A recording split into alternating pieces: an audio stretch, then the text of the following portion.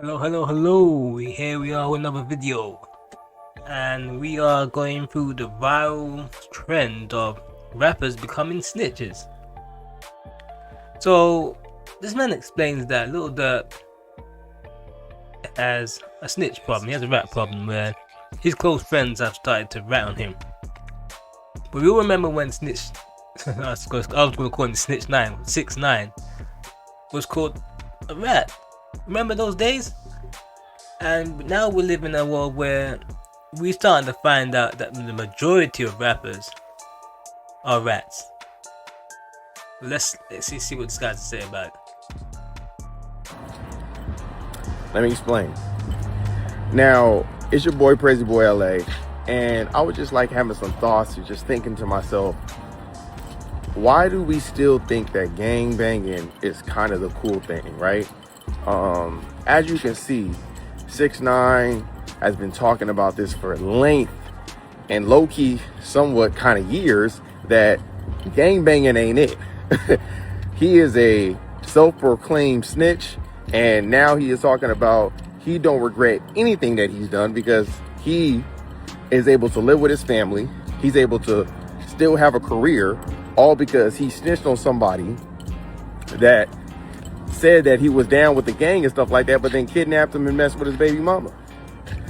And then on top of that, he's been blowing up he's been blowing the industry up, talking about how many times have these rappers said that, oh yeah, we not doing no snitching, we not doing this, we not doing that, and they do everything that they said that they're about.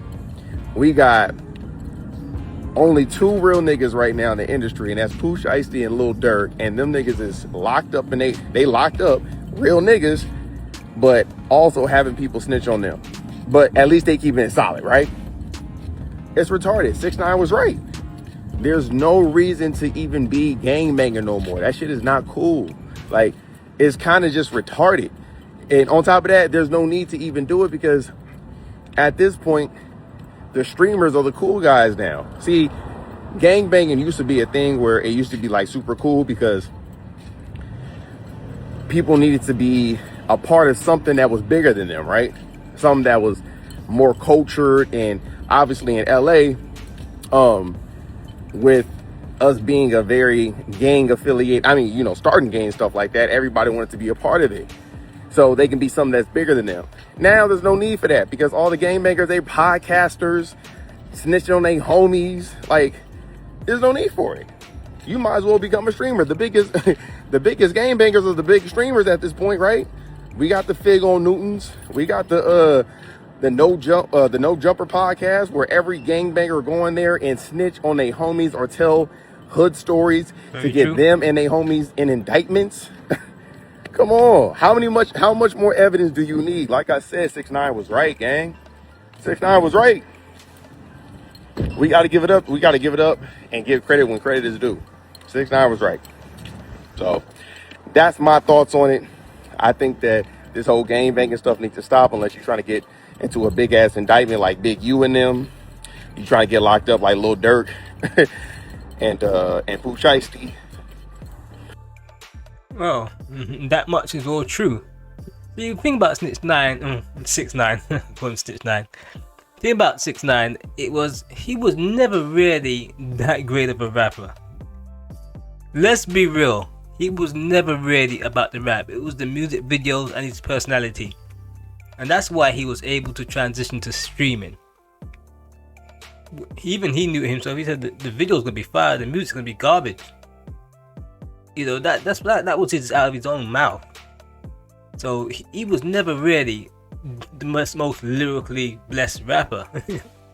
But he was entertaining. Every time he released a song, something would happen. And it would be eyes on him. Almost like it was some sort of publicity stunt. But majority of the time, it wasn't. It was just a coincidence.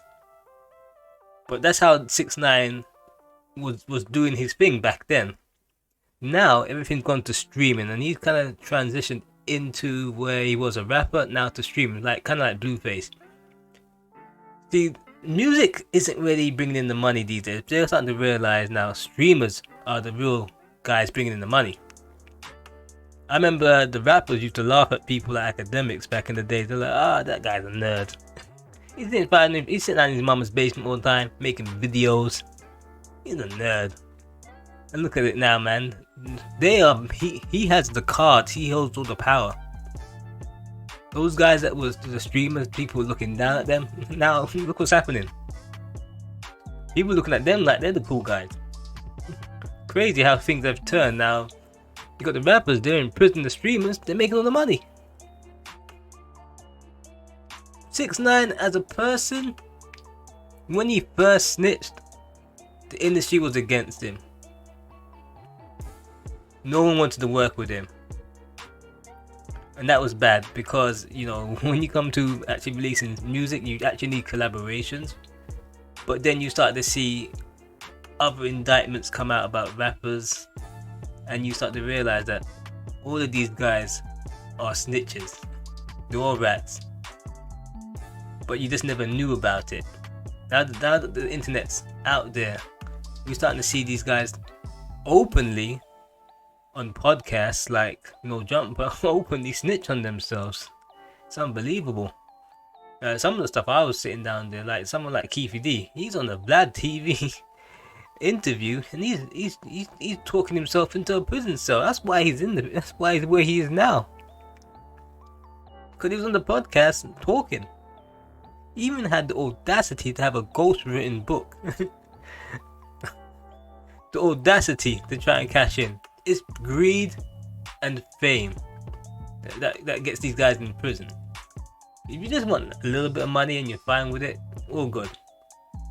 You'll be with 6ix9ine. 6ix9ine, he isn't the richest person in the world, but you know, he's got his life. I remember when they said, 6ix9ine, do you want to go under protection? He's like, no, I just want to come out and still be 6ix9ine.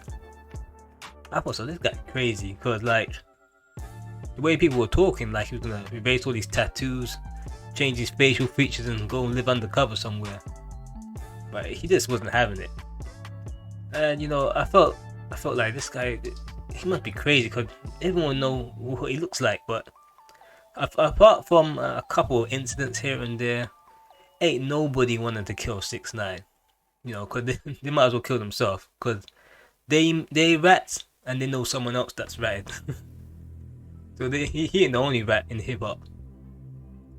And look at this now. It comes out Dirk and his friends. You got Pooh Shiesty. All these people are in prison.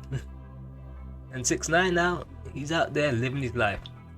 Not to say he can't be touched. You get an ass whooping by somebody.